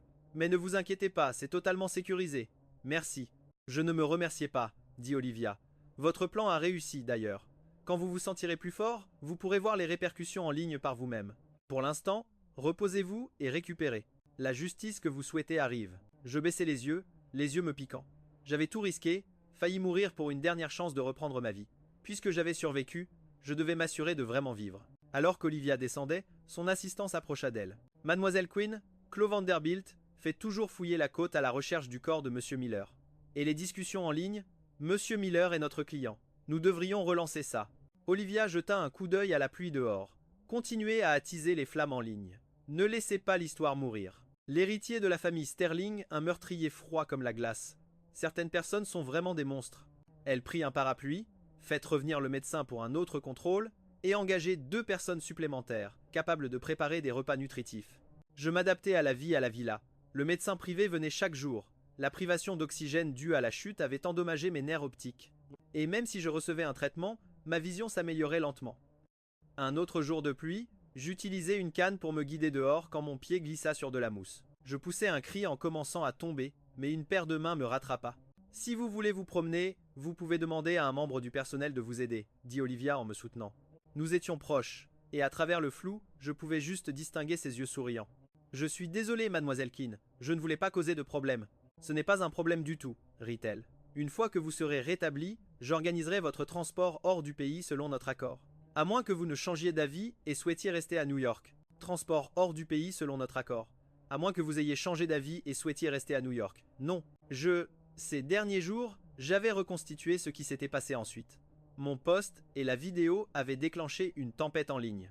Ryan avait été publiquement qualifié de meurtrier, et l'action de Sterling Corporation avait chuté. Il avait été placé en garde à vue le jour de la sortie de la vidéo, mais ses avocats avaient réussi à le faire libérer en falsifiant une évaluation psychiatrique et il avait été interné dans un hôpital psychiatrique local plutôt qu'en prison. Chloé était restée inconsciente pendant 3 jours après son effondrement. Lorsqu'elle s'était réveillée et avait appris où se trouvait Ryan, elle avait utilisé son influence pour le faire transférer de l'hôpital local confortable à un établissement sinistre. Réussi à le faire libérer en simulant une évaluation psychiatrique et il a été interné dans un hôpital psychiatrique local au lieu de la prison, Chloé est restée inconsciente pendant 3 jours après son effondrement. Lorsqu'elle s'est réveillée et a appris où se trouvait Ryan, elle a utilisé son influence pour le faire transférer de l'hôpital local confortable à un endroit lugubre. Établissement public situé dans une région isolée et désolée du nord de l'État de New York. Madame Vanderbilt, Monsieur Sterling, reçoit aujourd'hui une double dose de son médicament. Le médecin l'a rapporté à Chloé. Son traitement sera une thérapie électroconvulsive. À travers la fenêtre d'observation, une infirmière posa un gobelet de pilules devant Ryan. Il regarda par la fenêtre, les yeux remplis de haine. « Chloé, veux-tu vraiment que je meure à ce point ?» Il repoussa les pilules par terre. « Je ne les prendrai pas, et non, équeté. » La porte de sa chambre s'ouvrit, et Chloé entra d'un pas décidé, lui donnant un coup violent dans le tibia. « Ah !» cria-t-il en s'effondrant au sol. « Comment peux-tu être aussi cruel ? Qu'ai-je fait de mal ? Mon seul crime a été de t'aimer toutes ces années. » Quand elle ne réagit pas, il prit peur, attrapant sa jambe. « S'il te plaît, Chloé, laisse-moi partir. Je sais que j'avais tort. Laisse-moi sortir d'ici. Je ferai n'importe quoi. » Chloé s'accroupit lentement et attrapa son menton, sa prise si forte qu'il crut que l'os allait se briser. « Est-ce possible ? Pas à moins que tu ne puisses ramener Ethan. » Sa voix était féroce. « Tu es un patient psychiatrique légalement certifié.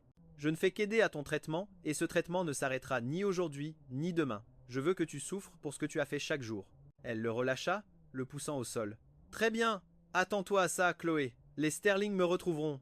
Et ils ne te laisseront pas t'en sortir comme ça. » Chloé rit froidement. « La famille Sterling est trop occupée à gérer les dégâts pour s'inquiéter de toi. Et même s'ils te retrouvent, je m'assurerai que tu finisses dans une vraie prison. » Des infirmières arrivèrent en courant, le maîtrisèrent et lui forcèrent les pilules dans la bouche. L'agonie de la thérapie électroconvulsive, une procédure normalement réalisée sous anesthésie générale, traversa son corps conscient. Chloé écouta ses cris, son visage impassible jusqu'à ce que son téléphone vibre. « Madame Vanderbilt, nous avons trouvé une bague coincée entre les planches du pont du yacht. » Le visage de Chloé devint blanc, sa voix tremblante. « Ne bougez pas, j'arrive. » 3 jours plus tard, j'étais assise à l'arrière d'une Maybach, ma canne à la main. C'était la première fois que je quittais la villa. « Mademoiselle Quinn, je peux y aller seule, dis-je, un peu anxieuse. C'était l'anniversaire de ma mère. Je quitterai bientôt New York. Et je voulais voir l'océan une dernière fois. Très bien, je t'emmène, dit Olivia en démarrant la voiture. Ma vision s'était améliorée ces derniers jours. Le brouillard se dissipait, et je pouvais me déplacer presque seul. Le médecin disait que les lésions nerveuses guérissaient, ce qui signifiait que j'étais presque prête à partir. En route vers la marina, je lui fis arrêter pour acheter un Monstera en pot. Je les ai toujours aimés. Ma mère et moi avions un petit jardin rempli d'eux quand j'étais enfant. Plus tard, Chloé avait importé des variétés rares du monde entier pour remplir un jardin pour moi. Tout cela appartenait au passé maintenant. Mademoiselle Queen, je préférerais faire le reste du chemin seul. Je veux juste le voir de loin. Je mis un chapeau et un masque avant de sortir. Je t'attendrai ici, dit Olivia. Si quelque chose arrive, appuie 5 fois sur le bouton d'alimentation de ton téléphone. Il est programmé pour m'appeler. Je serrai ma canne et m'éloignai, mon dos disparaissant de sa vue. Ce que je ne vis pas, c'était le yacht familier, amarrant à une place voisine. Je me tenais au bord de l'eau, regardant l'étendue bleue, et posais la plante près de la rambarde. Joyeux anniversaire, maman. C'est ton premier anniversaire depuis que nous avons été séparés. Il n'y a pas de pierre tombale, alors c'est le mieux que je puisse faire. J'ai obtenu justice pour toi à ma manière. Peu importe ce qui arrive. Séparés. Il n'y a pas de pierre tombale, donc c'est le mieux que je puisse faire. J'ai obtenu justice pour toi à ma façon. Peu importe ce qui arrive. Maintenant, je n'ai aucun regret. J'ai souri. On dit que tous les océans sont reliés. D'ici l'année prochaine, je serai avec toi sur une autre rive. J'ai jeté un dernier long regard à l'océan avant de me retourner pour partir. Mais ce simple regard m'a glacé le dos. Une silhouette descendait du yacht. C'était Chloé. Je me suis retourné et j'ai marché, le cœur battant. Chloé s'est arrêtée sur la passerelle, levant la tête juste à temps pour me voir m'éloigner. « Ethan !» cria-t-elle en courant après moi. « Ethan, c'est toi ?» Ma canne est tombée au sol alors que je me mettais à courir, ma vision encore trouble, flottante, et je me suis précipité à l'arrière de la Maybach. « Conduis ! Pars maintenant !» Olivia n'a pas hésité. La voiture a filé hors de la marina, sans ralentir, jusqu'à ce que nous soyons à une distance sûre. « Que s'est-il passé ?» demanda-t-elle, le front froncé d'inquiétude en regardant mon visage pâle. « Ça va ? On doit quitter New York tout de suite ?» dis-je en attrapant son poignet, ma main glacée comme la glace. À la marina, Chloé courait, mais elle était trop tard. Tout ce qu'elle a vu, c'est ma silhouette disparaissant dans une voiture de luxe qui s'éloignait à toute vitesse. Elle est restée là, dans le vent, les yeux rouges, scrutant frénétiquement les environs. C'était tellement lui que ça ne pouvait être que Ethan. Elle a fouillé le quai jusqu'à trouver ça. Le Monstera en pot. Personne ne laisse une plante comme mémorial. Les larmes lui sont montées aux yeux en le ramassant. Dans l'autre main, elle tenait une simple alliance. Mon alliance de mariage. Depuis qu'il l'avait trouvée sur le pont il y a 3 jours, elle n'avait pas dormi, passant chaque heure éveillée à superviser la recherche de mon corps. Il n'était pas mort. Elle savait qu'elle ne s'était pas trompée. Elle a immédiatement appelé son assistante. Récupère toutes les vidéos de surveillance de la marina et des alentours. Je ne veux pas qu'une seule image manque. Je veux les résultats sur mon bureau ce soir. 6 mois plus tard, un petit restaurant sur la côte amalfitaine en Italie. À la fin de mon service, j'ai enlevé mon tablier, rangé les ingrédients restants et fermé pour la nuit. Je suis rentré seul le long de la côte. Le soleil est chaud ici. Les collines sont couvertes de citronniers et la mer est bien plus chaude que l'Atlantique. J'étais ici depuis 6 mois et je m'étais adapté à cette nouvelle vie. Ma vision s'était complètement rétablie. J'avais commencé comme cuisinier, mais il y a un mois, le propriétaire a décidé de vendre et mon collègue et moi avons acheté l'endroit ensemble. Sur le chemin du retour ce soir, j'ai reçu un message oculaire d'Olivia. « Ethan, tu dois être prêt. Chloé a engagé une équipe de détectives privés internationaux. Il est probable qu'ils te retrouvent bientôt. Je savais que ce jour viendrait. » Depuis ce jour à la marina, elle était convaincue que j'étais vivant. Je savais qu'elle ne cesserait jamais de chercher. Je regardais mon téléphone, perdu dans mes pensées, et je n'ai pas vu le feu passer au vert. Une décapotable fonçait vers moi, klaxon hurlant. Juste avant qu'elle ne me percute, quelqu'un m'a plaqué au sol, me tirant hors du chemin. « Ethan, fais attention !» La voix familière à mon oreille m'a figé. La force de l'impact nous a projetés tous les deux sur le bitume tandis que la voiture s'éloignait.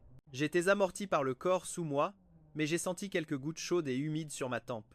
C'était du sang. Avant que je puisse comprendre ce qui s'était passé, les bras autour de moi se sont resserrés, me tenant si près que je pouvais à peine respirer. « Ethan, c'est vraiment toi. » Elle sanglotait, ses larmes brûlantes contre ma peau. « Dieu merci, tu es vivant, tu es vivant. » Je n'avais pas « Ne me touche pas », dis-je, la voix glaciale. Prise au dépourvu, elle trébucha et tomba. Elle s'était cogné la tête en me sauvant, et un filet de sang coulait de son front jusqu'à sa joue. Elle avait l'air en piteux état. « Ethan, c'est moi » commença-t-elle, désespérée d'expliquer, mais les mots ne venaient pas. Je ne la regardais même pas. Je me levai simplement et commençai à m'éloigner. Elle se précipita après moi, en roulant ses bras autour de ma taille par derrière. « S'il te plaît, ne me fais pas ça, Ethan. supplia-t-elle, la voix faible et brisée. Ma vie a été un supplice depuis ta disparition. J'avais tort, tellement tort. Je ne pouvais pas voir ce qui était juste devant moi. Pardonne-moi. Regarde-moi juste, s'il te plaît. Ces sanglots percèrent enfin ma colère, et je ressentis une étrange sensation de calme. Il n'y avait aucun sens à fuir. Il était temps de dire ce qui devait être dit. Tu es l'avocate, Chloé. Tu connais la loi mieux que moi, dis-je, la voix froide. Lâche-moi maintenant ou j'appelle la police et je te fais arrêter pour harcèlement. Ses bras tombèrent. Je me tournai pour lui faire face. Mon expression était celle de quelqu'un regardant un étranger. Nous sommes divorcés. Nous n'avons plus rien à voir l'un avec l'autre. Il n'y a plus rien à dire. Ne me cherche plus. Ne t'approche plus de moi.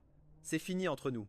Sur ce, je me retournai et m'éloignai sans me retourner. Quand je rentrai chez moi ce soir-là, ma colocataire Anna était à la fenêtre. Ethan, c'était qui cette femme qui t'embêtait dans la rue? Elle me tira vers elle. Regarde, elle te suit. Elle reste juste là. Oh mon Dieu! Elle s'agenouille. Elle s'agenouille sur le trottoir. Je fronçai les sourcils et tirai les rideaux. Ignore-la. Ce n'est qu'une folie inutile. Mais je savais que Chloé ne lâcherait pas si facilement. Elle resta à genoux sur le trottoir toute la nuit. Quand je partis tôt le lendemain matin pour le travail, elle était toujours là. Sur le chemin du restaurant, une voiture de sport rouge avançait lentement derrière moi. La fenêtre s'abaissa et la voix de Chloé supplia. « Ethan, s'il te plaît, donne-moi juste une chance de réparer les choses. Je sais que je ne mérite pas ton pardon. Rien de ce que je fais ne peut égaler l'enfer que je t'ai fait vivre. J'ai fait interner Ryan. Je ne l'ai jamais aimé, Ethan, je te le jure. » Ces paroles étaient un bourdonnement sans sens à mes oreilles. J'en avais tellement marre que je m'arrêtais et me tournai vers elle avec un rictus. Mais avant que je puisse parler, un bruit fort retentit. Une Rolls-Royce Phantom avait accéléré et percuté l'arrière de sa voiture de sport, la faisant tourner et heurter un arbre. La portière côté conducteur de la Rolls-Royce s'ouvrit, et Olivia Quinn en sortit, vêtue d'un élégant costume gris. Elle s'avança vers la voiture accidentée et y lança une carte de visite. « Mes excuses, mademoiselle. Vous rouliez au pas et harceliez quelqu'un. Je trouvais cela distrayant. Mon assistante s'occupera des réparations. » Je me précipitai vers elle. « Que fais-tu ici? Ça va? J'ai reçu un texto d'Anna hier soir, dit-elle, avec un sourire rassurant. Elle a dit « Tu pourrais avoir des ennuis. » Alors je suis venu aussi vite que possible. Une chaleur se répandit dans ma poitrine et je montai dans sa voiture sans hésiter. La familiarité facile entre nous était comme un coup de poignard dans le cœur de Chloé. Elle sortit précipitamment de sa voiture et attrapa mon poignet. « Ethan, qui est-elle? Tu ne peux pas aller avec elle. Tu es mon mari. » Olivia repoussa sa main, se plaçant entre nous. « Mademoiselle Vanderbilt, ne voyez-vous pas que vous le harcelez? Un conseil amical. Une bonne ex-femme devrait avoir nous. » Madame Vanderbilt, ne voyez-vous pas que vous le harcelez? Un conseil amical. Une bonne ex-femme devrait avoir le décence d'agir comme si elle était morte. Les mots ex-femme frappèrent Chloé comme une gifle. Elle resta là, vaincue, alors que notre voiture s'arrêtait. Loin, ses épaules tremblant de sanglots silencieux. Il régnait un silence dans la voiture. Je me suis appuyé contre le siège, laissant mes émotions se calmer. Pour la première fois depuis longtemps, j'ai ressenti un sentiment de paix. Les mains d'Olivia se sont resserrées sur le volant. « Tu as traversé tellement de choses, » dit-elle doucement. « C'est fini maintenant, » répondis-je avec un petit sourire. « Ça ne se reproduira plus. » Elle s'est arrêtée sur l'autoroute côtière. « Il y a quelque chose que je dois te dire, » dit-elle. « Ces photos dont tu m'as parlé, quelqu'un aux États-Unis les met aux enchères. Mais ne t'inquiète pas, je vais les acheter. Je ne laisserai pas ces images voir le jour. » Je me suis arrêté un instant, puis j'ai haussé les épaules avec indifférence. « Ne te donne pas cette peine, quelqu'un d'autre les achètera. » Au loin, le soleil commençait à se lever, sa lumière dorée s'étendant sur l'eau, réchauffant la mer. En regardant cette lumière se répandre, j'ai eu l'impression que l'obscurité de mon passé commençait enfin à s'estomper vraiment. Effectivement, il ne fallut pas longtemps avant que Chloé reçoive un appel de son assistante à New York, Mademoiselle Vanderbilt. Voir le jour. Je fis une pause, puis haussai les épaules avec dédain. « Ne vous embêtez pas, quelqu'un d'autre les achètera. » Dans le « peu importe le prix, je l'achète. Réserve-moi un vol pour rentrer. » Cette nuit-là, Chloé prit l'avion pour rentrer. La vente aux enchères était diffusée en direct. La lumière s'est répandue, j'ai eu l'impression que les ténèbres de mon passé commençaient enfin à vraiment s'estomper. Effectivement, ce n'était pas long. Faire semblant d'être triste et brisé. Elle est dégoûtante. Chloé ignora tout cela. La seule chose qui comptait était de récupérer ses photos. Vers la fin de la vente, le lot mystérieux fut présenté. Les enchères commencèrent à 50 millions.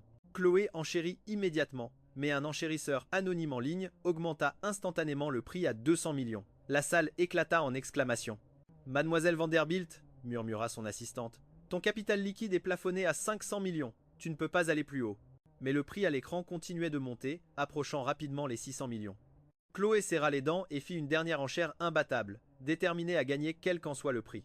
Lorsque le marteau tomba enfin, Chloé était couverte de sueur froide. Mais elle était soulagée. Elle savait que l'enchérisseur anonyme devait être moi, là, base en Italie, faisant monter les enchères. Mais cela lui importait peu. Elle aurait donné toute sa fortune pour récupérer ses photos. Chloé resta aux États-Unis pendant une semaine. Le 4e jour, Mademoiselle Sinclair fut arrêtée. La police trouva une multitude de preuves d'abus sur enfants dans son domaine. Elle passerait le reste de sa vie en prison. Quand Chloé sortit de la pièce sombre du domaine Sinclair, son assistante vit les marques sur ses bras et demanda « Les yeux rouges. Mademoiselle Vanderbilt, dois-je vous emmener à l'hôpital » Chloé secoua la tête, la voix ferme. « Non, réserve-moi le prochain vol pour l'Italie, et il me faudra des branches épineuses et du papier de verre. » Elle devait me montrer qu'elle comprenait maintenant. Elle devait expier. 2 jours plus tard, je sortais des restes de gâteaux pour nourrir les chats errants quand j'aperçus une silhouette misérable familière au loin. Cela ne faisait qu'une semaine, mais Chloé avait tellement maigri que sa robe semblait l'engloutir. Ses manches étaient ses photos. Vers la fin de la vente aux enchères, le lot mystérieux a été présenté. Les enchères ont commencé à 50 millions. Chloé a enchéri immédiatement, mais un enchérisseur anonyme en ligne a instantanément porté le prix à 200 millions. La salle a éclaté en exclamations. « Mademoiselle Vanderbilt, murmura son assistante, votre capital liquide est plafonné à 500 millions. Vous ne pouvez pas aller plus haut. » Mais le prix à l'écran continuait de grimper, approchant rapidement 600 millions. Chloé serra les dents et fit une dernière enchère imbattable, déterminée à gagner coûte que coûte. Quand le marteau est finalement tombé, Chloé était couverte de sueur froide. Mais elle était soulagée. Elle savait que l'enchérisseur anonyme devait être moi, tout là-bas en Italie, faisant monter le prix. Mais elle s'en fichait. Elle aurait payé toute sa fortune pour récupérer ses photos. Chloé est restée aux États-Unis pendant une semaine. Le 4e jour, Mademoiselle Sinclair a été arrêtée. La police a trouvé une multitude de preuves de maltraitance d'enfants dans son domaine. Elle passerait le reste de sa vie en prison. Quand Chloé est sortie de la pièce sombre au domaine Sinclair, son assistante a vu les marques sur ses bras et a demandé, les yeux rouges, « Mademoiselle Vanderbilt, dois-je vous emmener à l'hôpital » Chloé secoua la tête, la voix ferme. « Non, réserve-moi le prochain vol pour l'Italie, et j'aurai besoin de quelques branches épineuses et de papier de verre. » Elle devait me montrer qu'elle comprenait maintenant. Elle devait expier. 2 jours plus tard, je sortais un reste de gâteau pour nourrir les chats errants quand j'ai vu une silhouette misérable familière au loin. Cela ne faisait qu'une semaine, mais Chloé avait tellement maigri que sa robe semblait l'engloutir. Ses manches étaient relevées, révélant des marques rouges en colère sur ses bras identiques à celles que les insectes m'avaient laissées. « Ethan, j'ai rapporté les photos et la vidéo, » dit-elle en tendant une enveloppe Kraft, les mains tremblantes. Je la pris sans un mot. Chloé laissa échapper un souffle qu'elle semblait retenir. Elle sortit un bracelet taché de sang de son sac à main. Je me suis enfermé dans la chambre noire du domaine familial pendant 3 jours. Je sais ce que ça fait maintenant. J'ai fait ce bracelet comme celui que tu as fait pour Ryan. Je suis vraiment désolé, Ethan. Je veux que tu l'aies. Je regardais le bracelet d'un air froid. Non merci. Tu me devais les photos, alors je les prendrais. Mais si je portais ce bracelet, j'aurais des cauchemars pour le reste de ma vie. La lumière qu'il y avait dans les yeux de Chloé disparut. Elle se mordit la lèvre et jeta le bracelet dans une poubelle proche. « Quoi d'autre » demanda-t-elle, la voix désespérée. « Que puis-je faire d'autre ? Dis-le-moi. » Je commençai à me détourner, mais elle attrapa ma main de nouveau, les yeux suppliants. « Ce sont les gifles ? Tu peux me frapper autant de fois que tu veux. S'il te plaît. » Elle essaya de lever ma main vers son visage. Je retirai ma main. « Chloé, dis-je d'une voix calme, nous sommes quittes. Ne viens plus me chercher. » Mes mots furent une sentence de mort, brisant le dernier espoir qu'elle avait. Elle recula en titubant, les larmes coulant sur son visage. « Pourquoi, Ethan ? Pourquoi pas ? Est-ce quelqu'un d'autre ? Est-ce cette femme, Olivia Keane ? » « Ça n'a rien à voir avec quelqu'un d'autre, dis-je d'une voix basse mais ferme. Certaines choses, une fois brisées, ne peuvent pas être réparées. Certains sentiments, une fois partis, ne reviennent pas. Il n'y a pas d'avenir pour nous. Chloé, c'est impossible. Ce soir-là, quand j'ai fermé le restaurant et pris la route pour rentrer, Chloé avait disparu. Je pensais qu'elle avait enfin abandonné. Je n'aurais jamais imaginé qu'elle en viendrait à quelque chose d'aussi extrême. En tournant un virage sur la route côtière, une voiture noire freina brusquement à côté de moi. Les portes s'ouvrirent et plusieurs hommes sautèrent dehors, pressant un chiffon imbibé de chloroforme sur ma bouche et mon nez. Je luttai un moment, puis tout devint noir. Quand je me réveillai, j'étais les yeux bandés, les mains liées dans le dos. Mon corps me faisait mal, et je sentais le sol froid en béton sous moi. La seule lumière était une fine fente venant de sous une porte. « Qui est là » crachai-je. « Ethan, c'est toi » Une voix faible familière répondit. C'était Chloé. Que faisait-elle ici ? Un instant plus tard, quelqu'un arracha nos bandeaux des yeux. Nous étions dans un entrepôt abandonné. Chloé était allongée à côté de moi, également ligotée, avec des traces de larmes sur les joues. « Ryan, c'est toi qui as fait ça. » Chloé cria en voyant l'homme debout à quelques mètres. « Lâche-nous » Ryan s'approcha de nous. Il portait des vêtements en lambeaux. Son visage était pâle et ses yeux avaient un regard sauvage et maniaque. La vie à l'hôpital psychiatrique ne lui avait clairement pas été clémente. Le médicament lui avait fait tomber les cheveux par plaques, et il n'était guère plus qu'un squelette. Chloé, tu as enfin décidé de venir me voir, ricana Ryan. Tu pensais vraiment pouvoir te débarrasser de moi en m'enfermant dans ce trou infernal? N'oublie pas, même un Sterling ruiné a encore des connexions. Il s'accroupit devant moi, les yeux brûlants de haine. Et toi, Ethan, tu crois avoir gagné. Tu as détruit ma vie. Je ne vais pas te laisser t'en sortir aujourd'hui. Vous allez tous les deux mourir. Chloé lutta contre ses liens. Ryan, ne sois pas fou. C'est entre toi et moi. Lâche Ethan. Lâche-le. Ryan rit, un son aigu et dément. Tu crois que je le laisserai partir? C'est lui la raison pour laquelle tu t'es retourné contre moi. Il le laissait partir. Ryan rit, un son aigu et dément. Tu penses que je le laisserai partir? C'est lui la raison pour laquelle tu t'es retourné contre moi. Il sortit un petit couteau de sa poche et fit glisser la lame le long de ma mâchoire. L'acier froid fit tendre mes muscles. Alors, Ethan, lequel de vous deux penses-tu mériter de vivre? Ryan, ne lui fais pas de mal, cria Chloé, les larmes coulant sur son visage. Je viens avec toi. Fais ce que tu veux de moi. Laisse juste Ethan partir. Ryan la regarda, une lueur de folle espérance dans les yeux. Et si je te disais que je te veux pour moi seul, pour que tu ne puisses plus jamais quitter mon côté? Chloé hésita une seconde seulement avant que sa voix ne sorte ferme et claire. Oui, je le ferai, tant que tu laisses Ethan partir. Ryan fit un signe à un de ses hommes qui délia les mains de Chloé. Il lui tendit le couteau. Alors prouve-le. Sans la moindre hésitation, Chloé planta le couteau dans sa propre paume. Le sang jaillit instantanément. Chloé, criai-je, une douleur aiguë me traversant la poitrine. Mais cette scène sembla pousser Ryan à bout. Maintenez-le, hurla-t-il à ses hommes.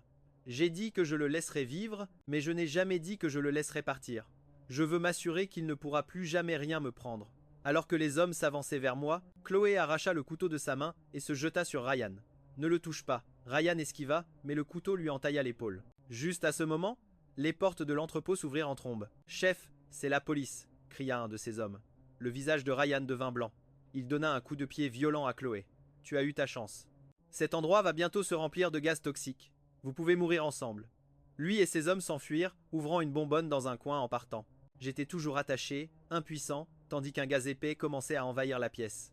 Chloé lutta pour ramper jusqu'à moi. Elle sortit un vieux masque à gaz poussiéreux d'une caisse voisine et, avec ses dernières forces, réussit à me le mettre sur le visage. Chloé, tu vas mourir. Je secouai la tête, essayant d'enlever le masque, mais elle maintint mes mains. Mais toi, tu vas vivre, dit-elle, un sourire triste aux lèvres, les larmes coulant sur ses joues. Ethan, je suis heureuse de pouvoir mourir pour toi. Le gaz devenait plus dense. La conscience de Chloé s'estompa et elle s'effondra au sol. Ma tête tournait aussi, mais je continuais à la secouer, essayant de la garder éveillée. Le bruit des sirènes dehors fut la dernière chose que j'entendis avant de perdre connaissance. Je ne sais pas combien de temps s'était écoulé quand je me réveillai dans une chambre d'hôpital. Olivia était assise près de mon lit quand elle vit que j'étais réveillé. Elle saisit ma main. Ethan, tu es enfin réveillé. C'est fini. Tu es en sécurité maintenant. Chloé, demandai-je d'une voix urgente. Qu'en est-il de Chloé? Elle est vivante, répondit Olivia. Elle a inhalé beaucoup de gaz. Il y a des dommages à certains organes et il y aura des séquelles permanentes, mais elle n'est pas en danger. Elle expliqua. C'est moi qui ai appelé la police. Quand je n'ai pas pu te joindre, j'ai fait appel à mes contacts pour localiser ta position. Dieu merci, ils sont arrivés à temps. Je poussai un soupir de soulagement, mais mes sentiments étaient un mélange compliqué. Je n'aurais jamais pensé que Chloé serait prête à mourir pour moi. Je suis resté à l'hôpital pendant une semaine. Le jour de ma sortie, Chloé avait été transférée dans un centre de soins de longue durée. Je suis allé la voir une fois, apportant un bouquet de Lysianthus, son ancien préféré. Elle était allongée dans son lit, pâle et faible. Mais ses yeux s'illuminèrent dès que j'entrai. Tu as encore besoin de temps pour récupérer, dis-je. Olivia organise ton transfert dans un établissement aux États-Unis. Prends soin de toi. Ne fais rien de stupide. Est-ce que je le ferai? Est-ce que je te reverrai? Demanda-t-elle. Elle, la voix à peine un murmure, les yeux pleins d'espoir. Je restai silencieux un instant. Je vais. Encore? Demanda-t-elle, la voix à peine un murmure, les yeux pleins d'espoir. Je suis resté silencieux un moment. Je vais être vivre à l'étranger définitivement, dis-je. Je ne prévois pas de revenir. Sur ce, je me suis retourné et suis sorti de la pièce sans me retourner. Je savais que c'était cruel, mais il valait mieux faire une coupure nette. Notre histoire aurait dû se terminer il y a bien longtemps. Chloé me regardait partir, des larmes silencieuses tombant sur la couverture, laissant de petites taches sombres. 2 ans plus tard, l'affaire Ryan Sterling est enfin passée en procès.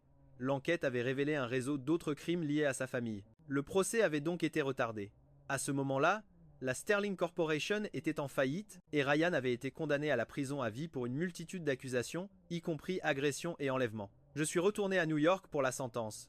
En voyant les policiers emmener un Ryan brisé et désespéré, je n'ai rien ressenti. Ma mère avait enfin obtenu justice. Il était temps de laisser le passé derrière. Après l'audience, je suis sorti du tribunal et j'ai trouvé Olivia qui m'attendait.